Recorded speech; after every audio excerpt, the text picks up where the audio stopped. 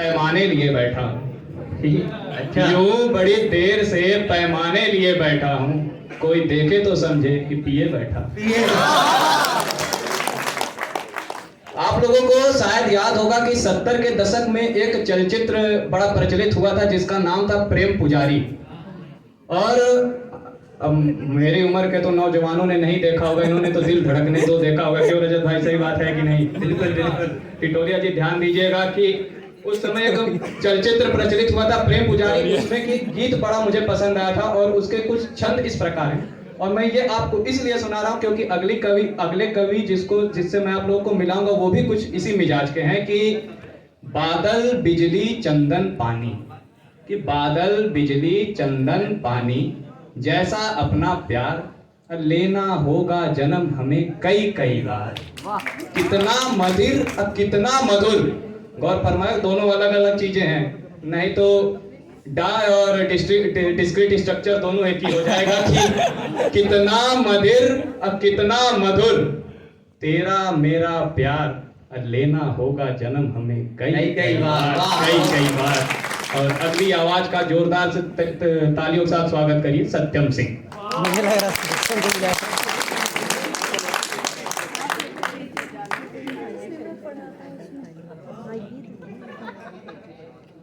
मेरी हस्ती तेरे इश्क के इबादत के सिवा और कुछ भी नहीं है। मेरी हस्ती तेरे इश्क के इबादत के सिवा और कुछ भी नहीं।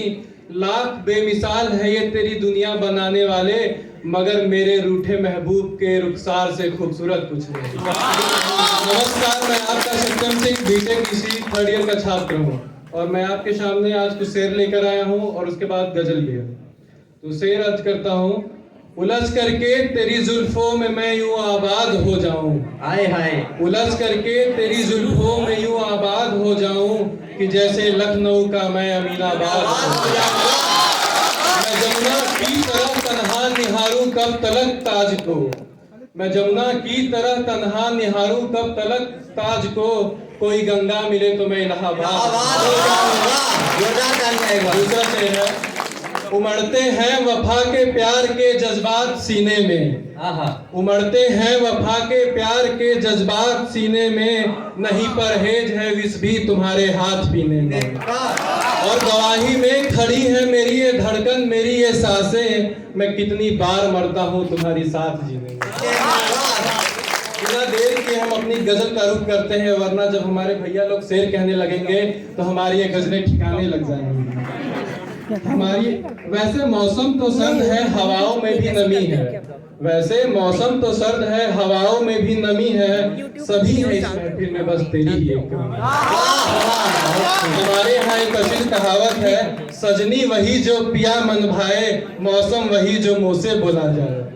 मौसम सभी एक से एक है हमारी इस पावन भूमि भारत पर सबसे सुहावन और सबसे खुशनुमा सावन ही है। तो फिर चलिए हम इन पंक्तियों के माध्यम से सावन को महसूस करते हैं। कोयली चली आओ सावन का महीना है, तुम अकेली आओ चाहे सखियों को लेती आना, तुम अकेली आओ चाहे सखियों को लेती आना, और शब्र होगी ना माह बीत जाए तो, कोयली चली आओ सावन का महीना है, अभी तो शुरू हुआ गुफ्तगू का सिलसिला, अभी तो शुरू हुआ गुफ्तगू का सिलसिला, कुछ लोग जाने चाहे दुनिया ही जाने ना। और देखिए सावन आता कैसे है। पतझड़ बीता फिर बसंत बहार आई, तुमने तो देर कर दी फिर यह आई, कोयली चली आओ सावन का महीना है। आलिंद का मतलब होता है आंगन, इस पंक्तियां में समझिएगा। दिल के आलिंद में हर कोना खाली है, कहीं धूप है तो कहीं छांव काली है, कोयली चली आओ सावन का महीना है, बादलों की ओर देख तरसते हैं तेरे खातिर, रिमझिम बरसते हैं वो सिर्फ तेरे खातिर। कोयली चली आओ सावन का महीना है, फिर ये बहाना कैसा कैसा अफसाना है। पास आकर देखो जो मेरा तुम्हारा है, कोयली चली आओ सावन का महीना।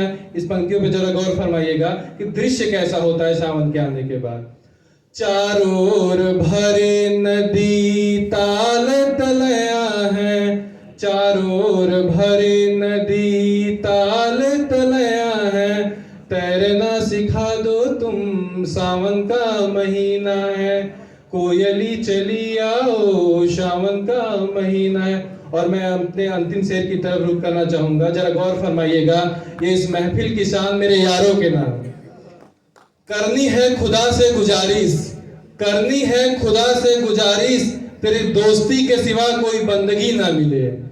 करनी है खुदा से गुजारिश, तेरी दोस्ती के सिवा कोई बंदगी ना मिले। हर जन्म मिले मुझे तेरे जैसा दोस्त, या कभी जिंदगी ना मिले।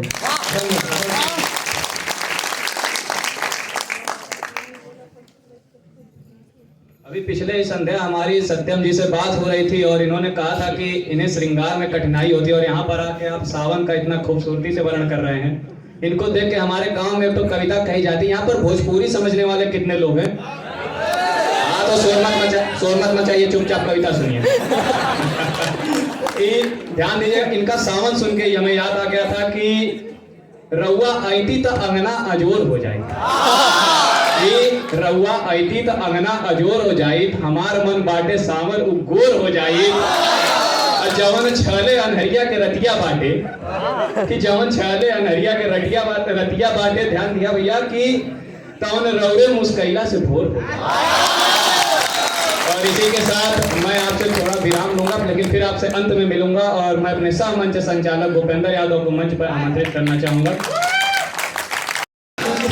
आइए, एक बार सभी बजा दो, शिकायत का मौका नहीं देना चाहिए। एक बार जोरदार तालियां।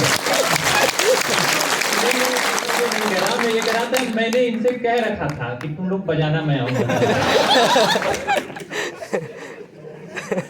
धन्यवाद आयुष, बहुत ही शानदार कार्यक्रम चल रहा है। हम आप साहित्य सुनने, लिखने और पसंद करने वाले लोगों और अन्य लोगों में बस इतना सा अंतर है कि हम इसको कमीना मानने को तैयार ही नहीं है। हम उस धारा के लोग नहीं हैं जो ये मान ले कि मुश्किल कर दे जीना इश्क कमीना, बिल्कुल नहीं। बल्कि हम उस धारा के लोग हैं, जब हम इश्क लिखते हैं तो लिखते हैं कि थाल पूजा का लेकर चले आइए, मंदिरों की बनावट सा घर है मेरा, आरती बन के गुजो दिशाओं में तुम, और पावन ही कर दो हृदय मेरा। मैं क्रम को आगे बढ़ाते हुए जिस खूबसूरत कवित्री, खूबसूरत पे आप ध्यान न दें, खूबसूरत मैं विचारों की खूबसूरती की बात कर रहा हूँ। समझ रहे हैं भाई, वो हम आप सभी खूबसूरत हैं, और वो जो खूबसूरत थी और विचारों से खूबसूरत है तो वो तो सोने पे सुहागा हो गया। नहीं, आप जिस खूबसूरती की बात कर रहे हैं वो हम समझ गए। जिस खूबसूरती की आवाज दे रहा हूँ उनके बारे में मैं बता दूं कि वो इंग्लिश में आपको पोएट्री सुनाती हैं।